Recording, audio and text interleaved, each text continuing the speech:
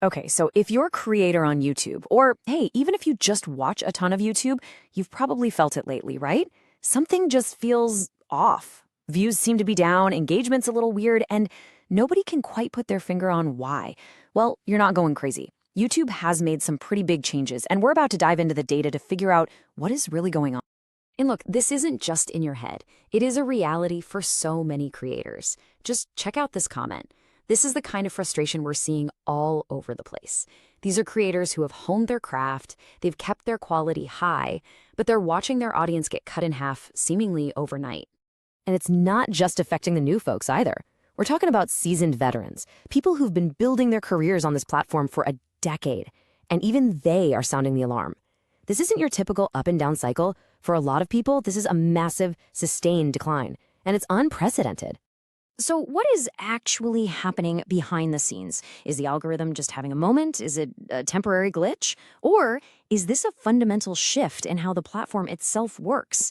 Well, let's dig in and find out. To get to the bottom of this, we have to follow the data. We're going to look at the analytics from over 500 channels to really uncover the true reasons behind all these vanishing views. And the scale of this is honestly kind of staggering. Get this, in just 1 week, the combined views of the top 100 YouTubers dropped by over 50%. We're not talking about small channels. These are the biggest names on the entire platform. So yeah, this isn't a fluke. It is a systemic issue. Now, you've probably heard a ton of theories floating around, right? People are blaming restricted mode or AI-generated slop that's flooding the platform, or maybe ad blockers are miscounting views. Or hey, maybe it's just a seasonal trend. And look, while some of those might have a tiny effect, they are not the main culprits. The data points to two much bigger and frankly under-discussed reasons. So our first major clue is hiding in plain sight, in a place you visit every single day, the YouTube homepage. You got to think of it as the most valuable real estate on the platform. And right now, there's a quiet but pretty dramatic war being waged for every single pixel. I mean, just look at this timeline. If you go back to 2024, your homepage would typically show you about 10 different long-form videos. Fast forward to today, and you're lucky if you see 2 or 3. That dedicated space for traditional YouTube videos has been shrinking, and shrinking fast. So where did all that space go? Well, it's been handed over to Shorts.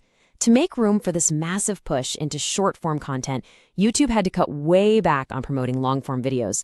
In fact, the promotion of Shorts on the homepage has roughly doubled. And the consequence of this is huge. Instead of creators competing for one of 10 slots, now they're all fighting for just 1 or 2. It creates this massive bottleneck. Views get way less distributed, and they get concentrated at the very, very top, which squeezes out what you could call the creator middle class. But hold on a second. This explains why a lot of mid-tier creators are struggling, but we already saw that even the biggest YouTubers are seeing their views drop. Their videos should be claiming those top spots, right? This means there has to be another piece to this puzzle. And that brings us to our second huge clue, which we found inside the world of Shorts itself. It seems that not all Shorts are created equal in the eyes of the new algorithm. And here it is. This is the crucial point. The algorithm has developed a powerful recency bias. This is a change that fundamentally alters the entire life cycle of a video on the platform. So what does recency bias even mean? Well, essentially, the algorithm is now designed to heavily favor brand new, fresh content. And in the process, it's actively taking promotional energy and views away from older videos, even ones that are just a few weeks or a couple of months old. And you can see it right here in the data. For the top 100 YouTubers, there is a cliff-edge drop in views coming from their older Shorts, especially around September. That long tail of views that creators used to be able to rely on, it's being cut short. Old content is just dying off faster than it ever has before. Now, when you put these two clues together, a pretty concerning picture starts to form. And honestly, it has some echoes of a social media platform from the past. Let's connect the dots and talk about what this all really means. All right, so let's put it all together. We've got 2 main forces at play here.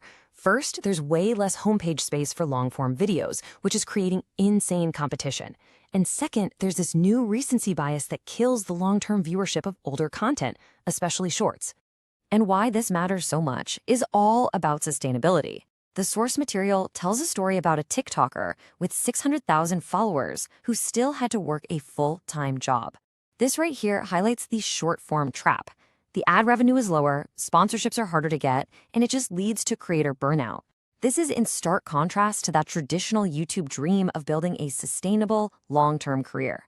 This brings us to a powerful and honestly a cautionary tale, Vine. Remember Vine? It was incredibly popular, and then it just died. But it didn't die because the audience left. No, it died because the creators, the people who made the platform great, couldn't make a living from it. They were forced to leave. So, with this challenging new landscape, what happens now? Is this just the new normal, or is there a path forward for creators? Let's break down the takeaways. For creators, the advice is kind of twofold. On one hand, you might need to post more shorts just to compete in this new environment. But, and this is the tough love part, with fewer long-form slots available, the quality bar is now higher than ever before. Your content has to be absolutely exceptional to break through. And finally, raising awareness by sharing this information could encourage YouTube to find a better balance. And for any creators watching this who are feeling discouraged by all these changes, the message is one of resilience.